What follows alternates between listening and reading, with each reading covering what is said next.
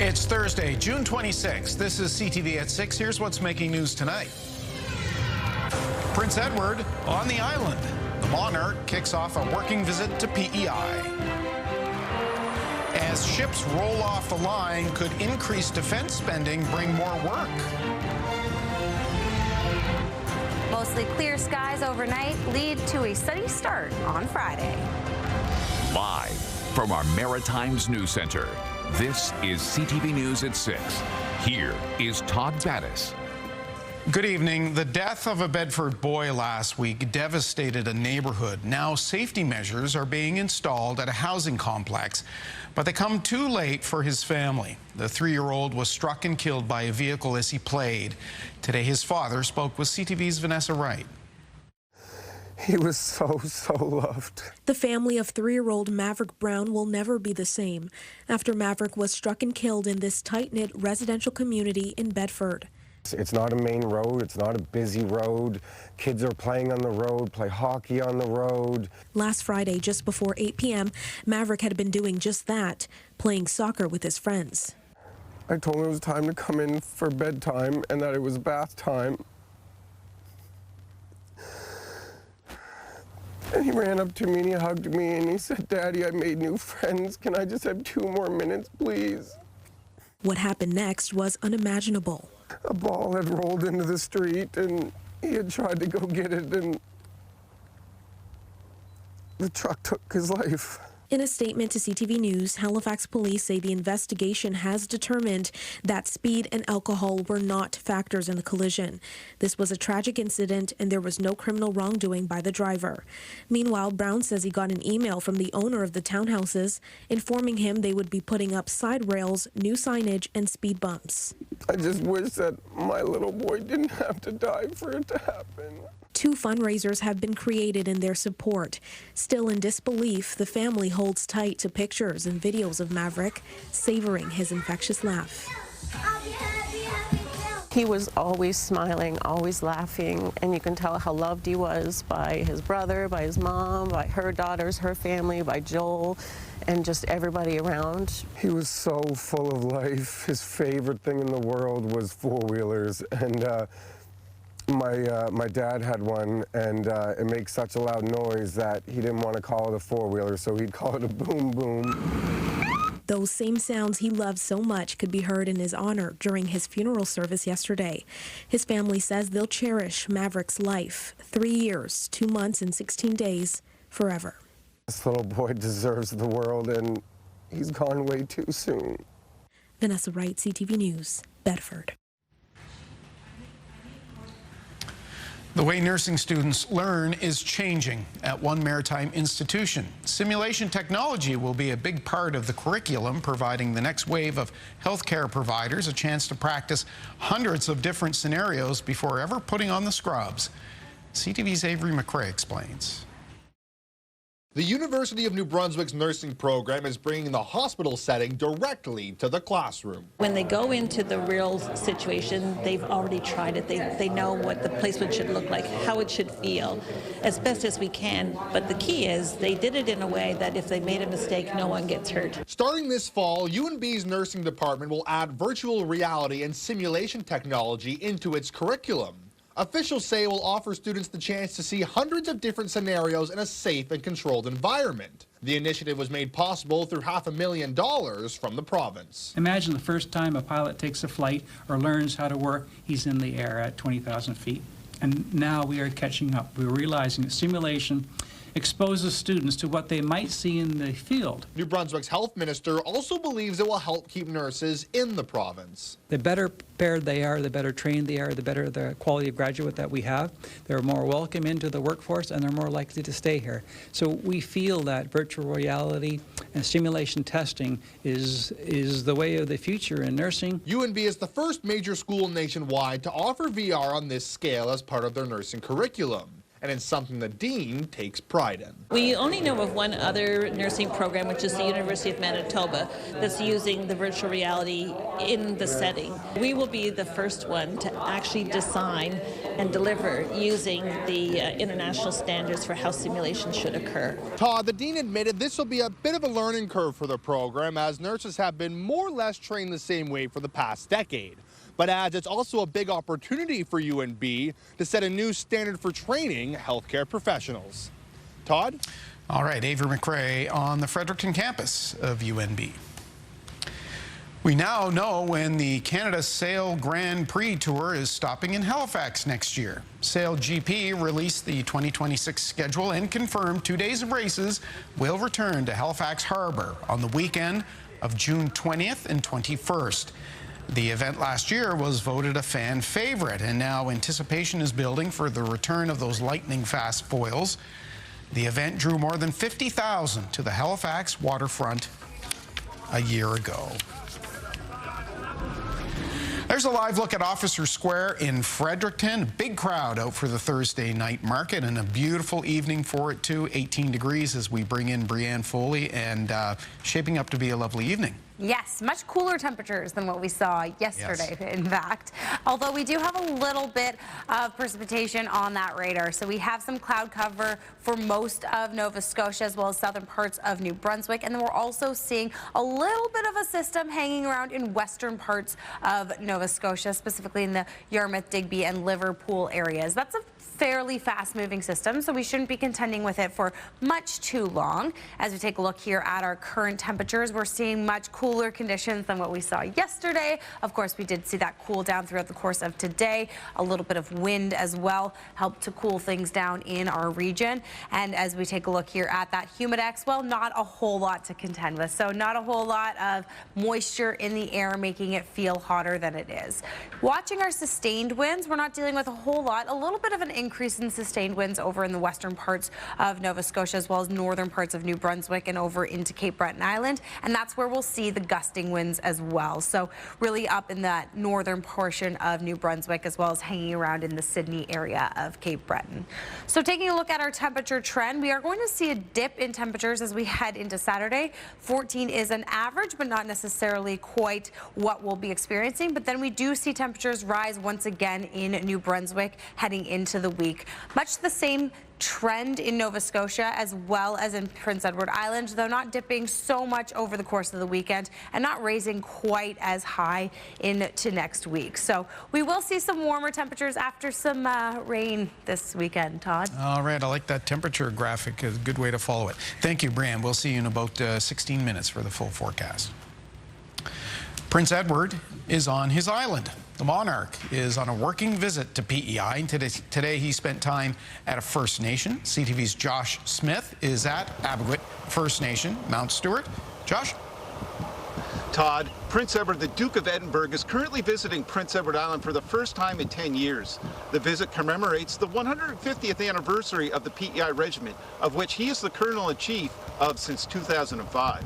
Today, the Duke's schedule included an Atlantic Canada Provinces Forum and a visit to Abigut First Nation, where he participated in ceremonial drumming, witnessed a basket-making demonstration, and experienced a sweat lodge. Many on hand got to meet the Royal Prince and share stories and even a laugh or two. It's important that our children understand where we came from, why we are where we are, and all the players involved. And it should be a true and accurate reflection of history, not just a one-sided partisan view of history. So I think there's a lot of work that has to be done in the education system for proper education. And I think that the royal visit here shows the people in the community that you are a productive part of society, recognized by someone as prestigious as the Duke. For him to join us this year as part of our 150th anniversary celebrations, it's just a massive honor and a privilege to have him amongst us, and especially for our younger soldiers who were not around when he was first here or last year in 2015. So it's a huge opportunity. The Prince's visit follows his older brother's trip to Canada last month when King Charles was here to read the speech from the throne. There's lots more planned for Prince Edward over the next 2 days. Tomorrow he will visit the Charlottetown Armories and meet with the cadets. It all wraps up with a parade through Charlottetown on Saturday evening, and then he's off to Toronto and Ottawa for Canada Day celebrations. Todd? All right, Josh Smith at the Abigut First Nation. A ceremony was held today at Irving Shipyards in Halifax. A celebration and a chance to show off the accomplishments of the shipyard as the federal government agreed to boost defense spending in coming years as part of that NATO agreement. In a region with a significant military presence, the hope is a bigger budget will bring more work. Here's Hafsa Arif. At Halifax Shipyard, spirits were high as they celebrated a production milestone. We're doing things differently here in Halifax, and you folks are a huge part of that. Work will soon begin on the next generation of frigates, but this day was all about self-congratulations and perhaps attracting the attention of military and political decision makers. It's also about building the capacity that we have the ability to do this as a country. 20 years ago, we didn't actually have the skill set. Yesterday, Prime Minister Mark Carney committed Canada to hitting a spending target of 5% of GDP on defense. It'll buy and build new equipment. No doubt Irving would like Ottawa to spend some of that money on more ships. One of our foremost requirements is infrastructure. So really excited about the investment that we're making in taking care of our sailors and ensuring that we have the equipment, the facilities, the training facilities, the maintenance facilities to do the job we need to do. For a Navy stretched thin, the boost will help improve readiness at sea. My biggest challenge is not the ships that are coming down the road, but to ensure that we have the ships that we have today in the condition that we need to defend Canadian waters. Because it's clear it's a much more dangerous and unpredictable world right now. That could lead to more contracts for maritime-based defense firms. Former Defense Minister Peter MacKay insists the spending increase is a long overdue course correction. We also have this very big looming vulnerability in the Canadian Arctic that the Americans and other Arctic nations are aware of. Because of Russia's presence in the Arctic and China's presence. With record spending in the pipeline, here on the East Coast, they're ready to build, fix, and recruit. Hafsa Arif, CTV News, Halifax. In the CTV web poll tonight, we're asking, will increasing defense spending to 5% of GDP benefit the Maritimes? And your options are yes, it will bring an increased number of soldiers and sailors here. Yes, it will bring more contracts to companies here. Or no, it likely won't have much of an impact. And you can have your say, of course, at ctvnewsatlantic.ca. We got an update on wildfire season in Nova Scotia today, and so far it's being described as average. There have been 55 wildfires reported across the province this year. 3 are still considered active but under control. The fire in Austria Lake is being held after evacuations were forced. While things have been manageable, the minister says the Department of Natural Resources is still short on staff, with just 2 helicopter pilots on the job and 4 positions vacant. The department says they didn't need to outsource any support for the Austria Lake wildfire and is still working to fill those positions. Minister Rushton credits people for being fire smart, saying heftier fines might be keeping fire activity down.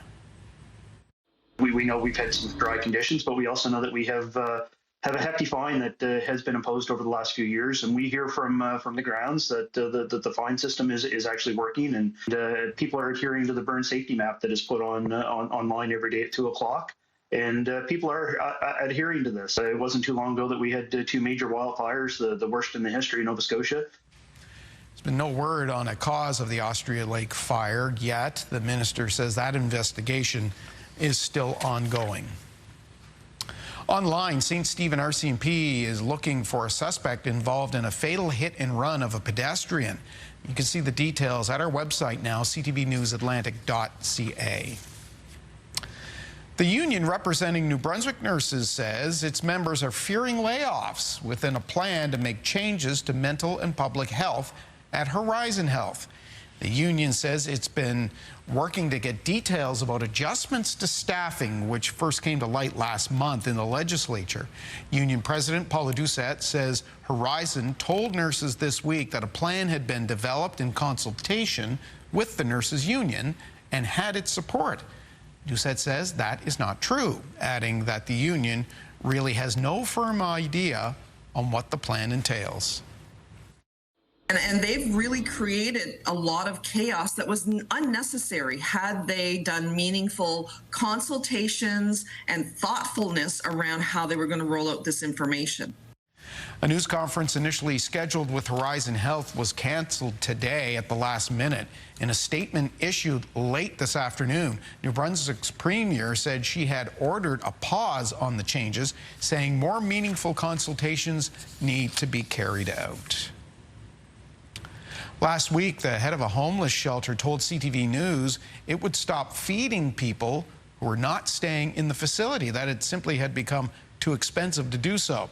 But tonight we can report some good news. CTV's Derek Haggett has our update. Thanks to additional funding, a Moncton homeless shelter will reinstate a program that provides meals and other services to the community. A lot of inquiries from the people that we support, and then other agencies around that do the work that we do. Everybody was advocating and knew that this was an essential service that we could not let go within the Moncton area. Those extra services provided to non-residents of the shelter was costing around $38,000 a month. Thanks to government funding and local support, the shelter's program will continue until the end of the year. The 6-month extension of essential services includes 3 meals a day, access to sandwiches and water, laundry and shower services, and overdose prevention and response.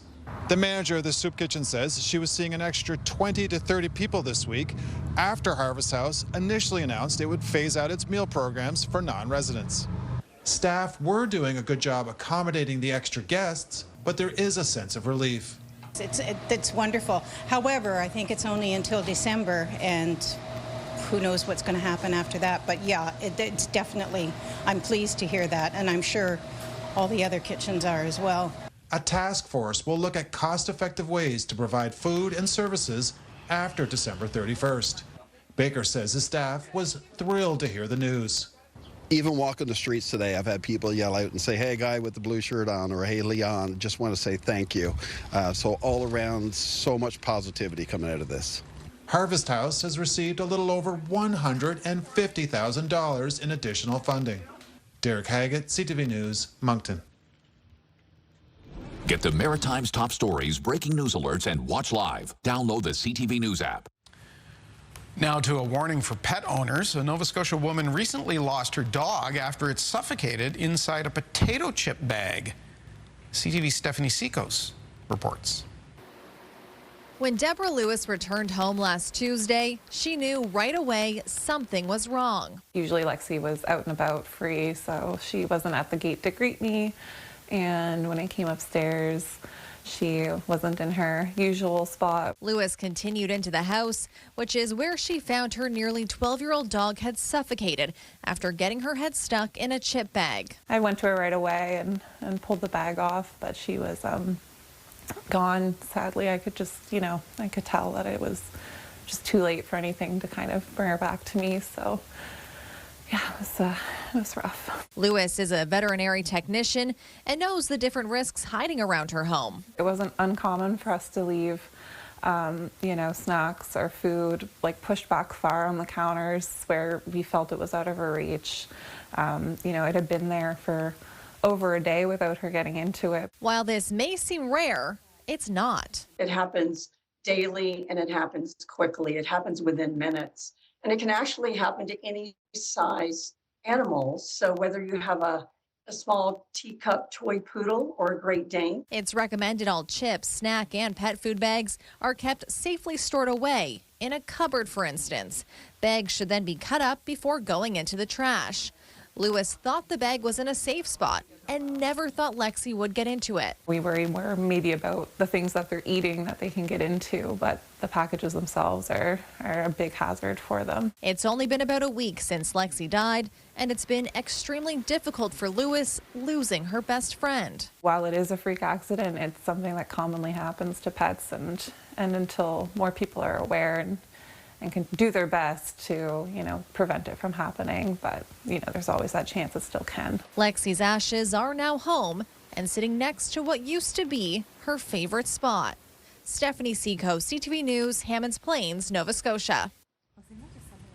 Time for our first break of the evening. Still ahead, Brianne Foley has the full maritime forecast. But first, the latest from the Middle East. Senators received a classified briefing on Capitol Hill today about the U.S. airstrikes on Iran's nuclear facilities. I'm Christiane Cordero with the latest on that coming up.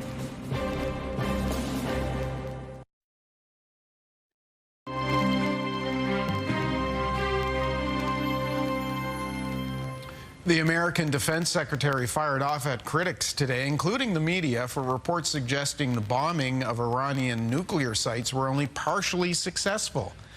We'll get the latest now from ABC's Christine Cordero. Today, the U.S. airstrikes on Iran's nuclear facilities are under a microscope, with conflicting reports on whether the country's nuclear program was destroyed or merely damaged. The administration has adamantly rejected the classified preliminary report from the Defense Intelligence Agency that said the attack only set Iran's nuclear program back by months, chiding the media organizations who have reported its initial findings. This is preliminary, but leaked because someone had an agenda to try to muddy the waters and make it look like this historic strike wasn't successful. Sources familiar with the report tell ABC News Iran moved at least some of its supply of enriched uranium before the attack. And today, for the first time since the so-called 12-day war, Iran's Supreme Ayatollah spoke in a televised speech. He claimed victory over the U.S. and Israel, adding the U.S. attack, quote, failed to achieve anything significant. The U.S. president grossly exaggerated the events, clearly feeling the need to do so. Iran's going to have to say a lot of things right now in order to bolster their image. The Trump administration has referenced an Israeli assessment to support its claim of obliteration. Israel concludes the U.S. bunker buster bombs destroyed the nuclear site's critical infrastructure, rendering it inoperable. On Capitol Hill today, senators received their first briefing on the strikes behind closed doors. We're going to have to put the puzzle pieces together, and we'll have conflicting information from various agencies. Our intelligence is great. Clearly, the Israeli intelligence is great. But I don't think anybody knows the extent of the damage. Intelligence sources tell ABC News in light of the preliminary report being leaked, the administration is planning on limiting Congress's access to a system that shares classified information, though the administration has not suggested where exactly the leak came from. Christiane Cordero, ABC News, Washington. It was a more comfortable day in much of the region, certainly than it was yesterday, but is wet weather moving in? Brianne has the details and your full forecast after the break.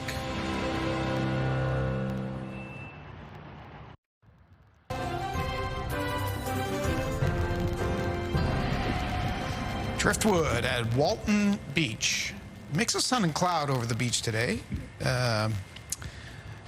But you know, generally not a bad day to get out and go for a walk.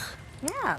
A lot of people are going to want to be doing that on the weekend. There is a better day. A better day would be Sunday. I'm getting ahead of myself because Friday we want to find out what that's like. But yes, Friday will be nice. If you do want to get out for a walk on Friday, we will see warmer temperatures and we'll see some sunnier skies in the morning especially. And then we'll see some afternoon cloud come in and then, well, we'll get to Saturday in just a minute. All right. We'll get to the other side of the country right now. Of course, there is shockingly a thunderstorm warning in effect for parts of Saskatchewan, mostly into the Saskatoon and Regina regions and entering a little bit into Winnipeg. So we are seeing those warmer temperatures again settling throughout the throughout the prairies rather. And then as we head over into Ontario and Quebec, we're seeing still warm conditions over in Windsor, but a little bit of that cool down throughout Toronto and Ottawa as well as into Montreal, and then of course over into our region as well. So current temperatures much warmer than what we saw yesterday. We're still seeing a little bit of heat lingering over there in eastern parts of New Brunswick. However, we're not feeling a whole lot of humidex values in addition to that heat. So all the numbers are saying is what we're feeling because these are the dew point levels right now. Not a whole lot of relative humidity to go with those colder temperatures. So we did see that cool down, and overnight we will see mostly clear conditions with again, average type temperatures for this time of year. A little bit colder up in northern parts of New Brunswick overnight. And then into tomorrow, we'll have a sunny start to the day. And then, yes, we will have some increasing clouds come through as a low pressure system starts to work its way into our region. Even with those clouds, though, we are going to continue to see that high UV index. So much the same in southern parts of New Brunswick. And then as we head over to the island, a little bit cooler than average for this time of year.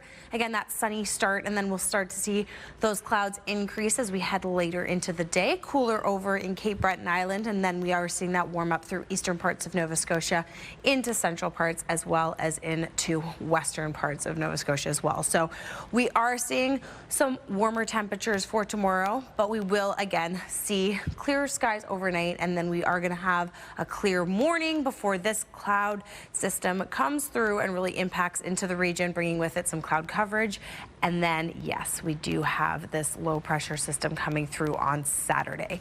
So that brings us to our 7-day planners. We are going to continue to see a little bit of that rain hanging around Saturday and into Sunday for New Brunswick. Cooler temperatures with that low pressure system as well as we head throughout the weekend. However, the system is pretty fast moving, so we should see it start to clear out a little bit later into Sunday afternoon and evening. Monday, again, a mix of sun and clouds, so we know that that system will be clearing out overnight, and then we might have another chance of showers for the start of July. So yes, Canada Day does look a little rainy at this time, but again, that is a few days out still, so we are continuing to monitor that system. For Nova Scotia, much of the same. So again, rain on Saturday, warmer temperatures than what we see in New Brunswick as an average, but we will continue to pretty much see that rain blanketing the province on Saturday. And then as we head into Sunday, those chance of showers in the morning before things clear up. And then again, a chance of showers on Canada Day on the Tuesday. Prince Edward Island will see the rain coming through on Sunday because it will be mostly cloudy conditions on Saturday. And then as that system pushes through, that's when we'll see it start to impact into PEI on Sunday. Mostly cloudy conditions for Monday. And then, yes, again, that chance of showers. I'm not putting the blame on you. I'm putting it on Mother Nature. Thank you. I appreciate that. She doesn't like it. Okay, thank you, Brian. We'll see you for the wake-up weather at the end of the show. Okay, next we're going to talk about the lure of coral reefs and why they're so important. And then we have the scene.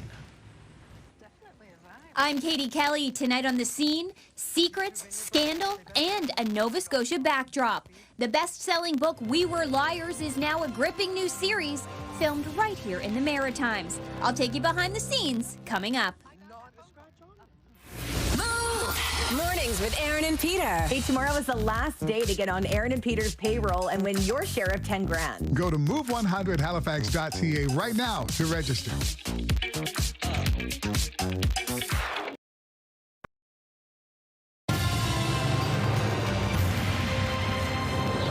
Welcome back on this Thursday evening. Well, they feed, they shelter, and they offer some of the most colorful views on Earth. Coral reefs around the world attract divers and photographers. Researchers have now studied why we're attracted to coral. One of the biologists involved in the study, Aaron McNeil, Dalhousie University, is with us. Thanks for coming in. You're welcome. The study analyzed perceived beauty of coral reefs. Yeah. What's perceived beauty? Well, it's really about understanding the ways in which people see things that are on coral reefs. In our case, we're really looking at the fish involved in the ecosystem and trying to understand, what is it that they see about these places that is beautiful. Now, it might be obvious that it's beautiful. Coral reefs are full of life and all kinds of a diversity of life, but in order to try to use that information in some meaningful way that can promote conservation, for example, we as scientists try to pull apart what is the aspects or what aspects are beautiful in order to make use of them. There's that old line about, the cute animal has a better chance of survival, has a better chance of getting people to support it and protect it. Yeah. Is it the case with coral? It's absolutely the case, yeah. I pity my lichen biologists that I work with at Dal, but the fact is people really do care about certain dimensions of nature more than others, and part of it is what we call the aesthetic beauty, just how beautiful something is, and that's really what we were quantifying in this study.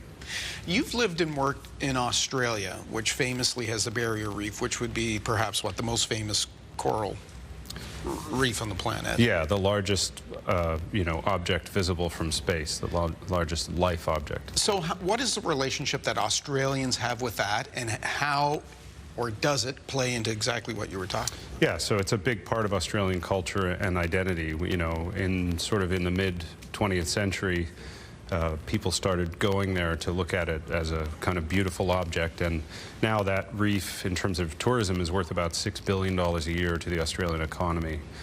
So for them, it's big money, but it also has become iconic as part of the national identity and something that's very important. And once you have that identity, that people really perceive something as beautiful and they perceive it as something they want to protect as a result, then you end up having people much more engaged in conservation, and that's really what we showed in this. And we know we have coral reefs around the world. Certainly we have some impressive ones just off our coasts. So our thinking still tends, I think, to go to places like the Barrier Reef. what kind of education, what kind of promotion do our own coral reef system need? Well, here, the coral reefs are very unique in our waters because they're in very deep water, and there aren't that many species of deep water coral, and it's very, very important as fish habitat. And so, when people started trawling for groundfish, cod, haddock, that sort of thing, a lot of those coral beds would have been torn up. So what we see now are kind of remnant coral beds, and they're very, very important for fish habitat, for small fish to recruit and grow bigger, that can then become part of the fishery later on. What is threatening coral reefs around the world? It's primarily climate change is the #1 thing. I mean, coral reefs are kind of right at the difficult end of climate change, which is at the top end. So they kind of have nowhere to go once they inhabit waters up to about 32 degrees in the Red Sea. As the waters warm beyond that, they're entering a zone that just basically doesn't exist anywhere on Earth. So is that bleaching that we've heard about? Coral bleaching, exactly. So really hot years, and this year is predicted to be a really hot year, and we'll see what happens. But in really hot years, you get sort of waves of coral bleaching that go around the world, and that's when the corals expel these algae that give them their color and turn white. And then if the algae don't come back into the body of the coral loses that energy source that the algae produces, and they eventually die. Can they recover? They can, yeah. And a lot of reefs are they're alive. They're motivated to keep growing. Right. The problem is that if, as is predicted, temperatures are too hot for too long and too often, then you're going to just erode their ability to recover by the time that the next event happens. So looking globally, what would be the general state of coral reefs? Well, in general, it's not good, simply because we've had so much hot water in the last decade. A lot of places have proved to be more resilient than we thought. But again, the more disturbances we have, the more hot years we have, the worse it's going to be in the long term. And again, that plays into everything in terms of sea life, right? And we know we need that for fishery, and we know we need that for others. There are marine protected areas. Mm-hmm. Is coral having an impact on the expansion of those? Well, coral, it depends. Often coral, the site of very beautiful coral or very beautiful fish is where people tend to want to protect, and that's sort of one of the things that we kind of show in this particular study is that the more beautiful things are, the more likely you are to protect them, and that applies to both the fish and the coral.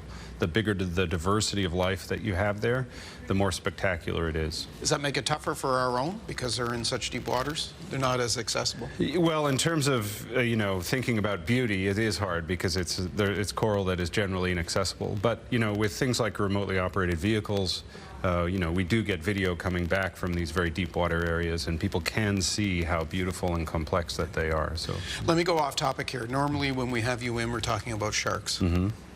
I couldn't let you go without asking you this. It's the 50th anniversary of Jaws. Yeah. Has that done more to help or hinder the serious study of the predators?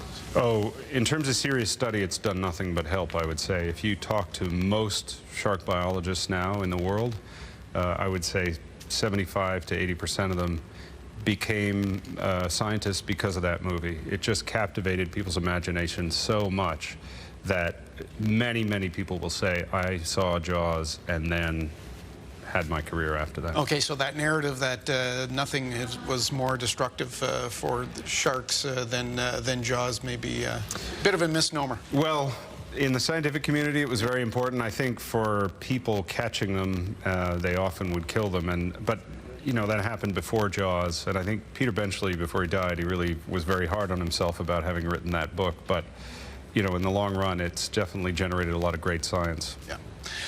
Always great science when you come in, Aaron McNeil. Thank you very much. Thanks very much, Todd. We'll take a break. We'll be back with plenty more of your local news after this.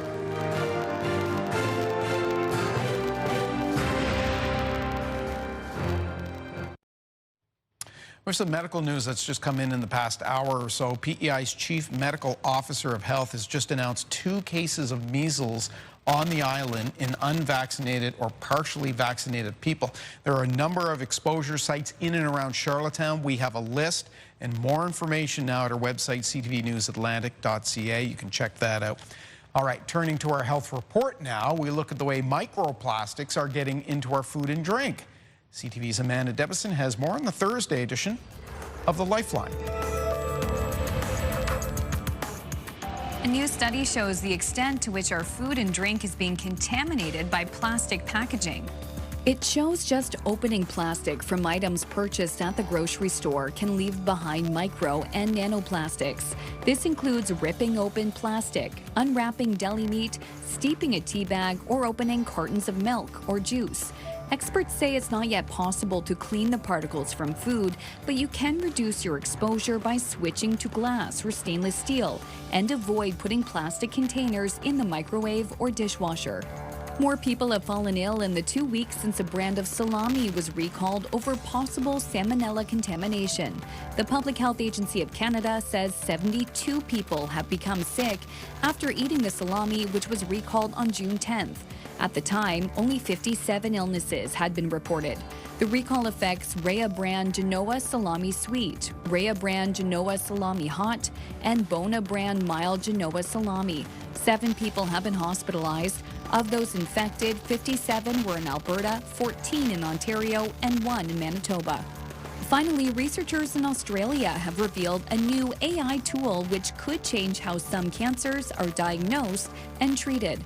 The team at the Garvan Institute of Medical Research says it's developed an AI tool that identified 5 distinct types of cells within tumors.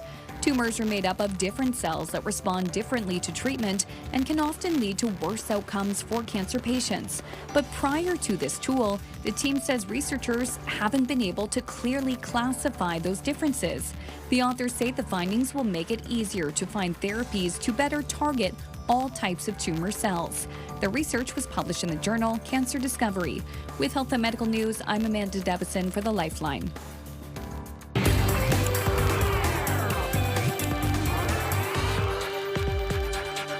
Time for The Scene with Katie Kelly on a Thursday night. Boy, this is one of the summer's most buzzed about shows. It was filmed right here in the Maritimes, and it really is. It's like #1 on the streaming service. Yes, it's killing it. So the cast of We Were Liars say Nova Scotia's backdrop was one of the best parts of bringing this story to life. Yes, we are those Sinclairs. Some people call us American royalty. It's the best-selling novel that became a phenomenon. And now, We Were Liars is coming to life on screen. I felt like it was a grand adventure that I was being invited on, you know, a chance to use my storytelling skills in new ways, in a new medium. Once upon a time, there was a mythical land where it was always summer. Set on a secluded island off Martha's Vineyard, We Were Liars follows the wealthy Sinclair family, who appear picture perfect, but are hiding devastating secrets beneath the surface. In its own sort of perverted, disturbing way, there's a love story in this family. Everybody has got their problems, but ultimately, the glue here, there is love in this family. I knew there was a vibe. Filming didn't take place in the U.S., though. The island was recreated right here in the Maritimes. We were filming in Halifax, Nova Scotia, but also in a beautiful place called Lunenburg that really looks a lot like Martha's Vineyard, and that's what we were portraying it to be.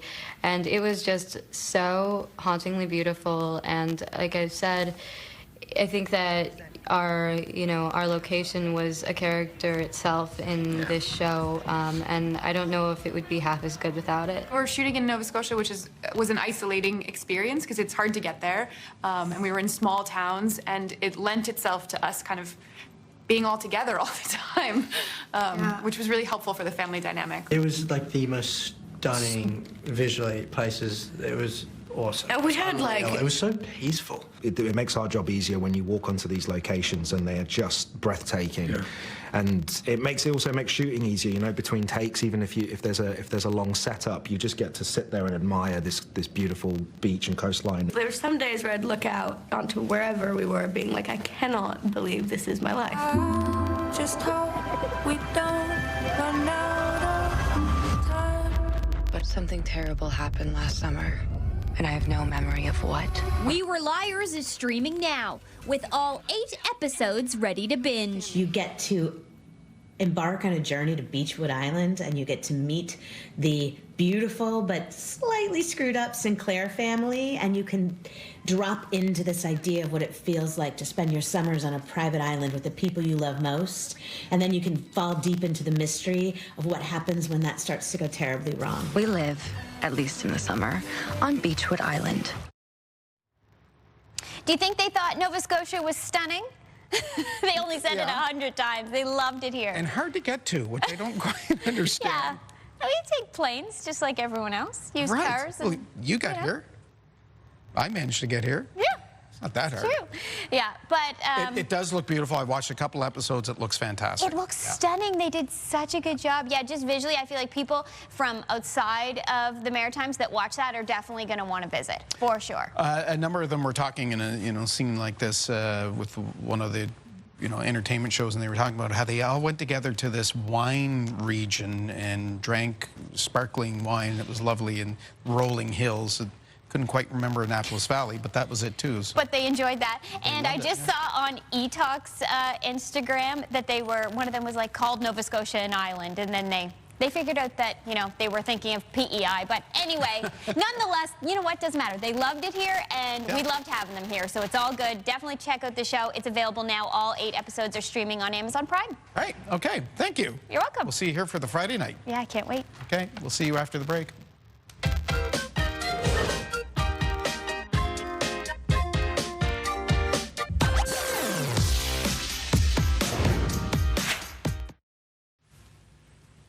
On the markets, the Dow ended the day up a healthy 404 points. And Canadian wages increased in April. With details on that, we turn to B&M Bloomberg's Marella Fernandez. Wages outpaced inflation in April, moving up 4.4% year over year, while inflation rose by 1.7%. But some sectors did even better.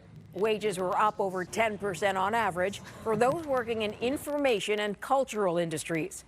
Those in real estate also had earnings grow close to 10%. Canadians with jobs in mining and oil and gas extraction saw wages go up about 5%, but they already make the most of any recorded sector.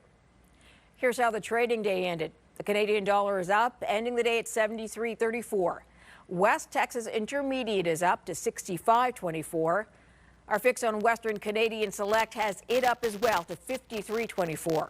And the TSX is up 185 points today to 26,751. Those are your business headlines. I'm Marella Fernandez. Let's go to Brianne on the weather deck. Did I hear during the commercial you were cold out there? Yes, it's much colder than it was yesterday. I would have taken yesterday's weather way above this one. That's a change.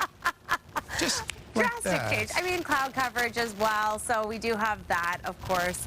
As we take a look here at our photo presented by Dave E. This is a beautiful picture of Prospect Bay over the course of last weekend when we had some beautiful sunny skies. Of course, waking up tomorrow, we are going to have some beautiful sunny skies. It's going to be a beautiful start to the day. We are going to see that sun shining before we see some cloud cover come in. So increasing cloudiness, still warmer temperatures, a little bit cooler in parts of Prince Edward Island for tomorrow. But for the most part, it should be a pleasant afternoon. I might need a sweater, though, because apparently I'm cold when the clouds are out. That's okay. A bit of a breeze. I can see by the flags there, too, right? Yeah, a little bit. Yeah. Okay. Thank you. We will see you tomorrow. Have a good night, Brianne. Finally, for us this evening, some cool pictures from the International Space Station today. We love bringing you these. A brand new SpaceX Dragon flying its debut mission. It docked with the International Space Station this morning. The 4 astronauts inside are beginning a 2-week private research mission for Axiom Space. The mission was supposed to begin at the end of May, but a series of factors, including bad weather here on the ground, delayed the mission up there several times. They don't seem too upset about it, though. That is our look at the day here at home and way above home. We'll run it again in a moment on CTV2. Bruce Frisco has our late update at 11:30 after Omar and the National. CTV News Atlantic.ca has your updated news and the poll. We thank you for watching. We hope to see you right back here for the end of week edition of your newscast. Good night.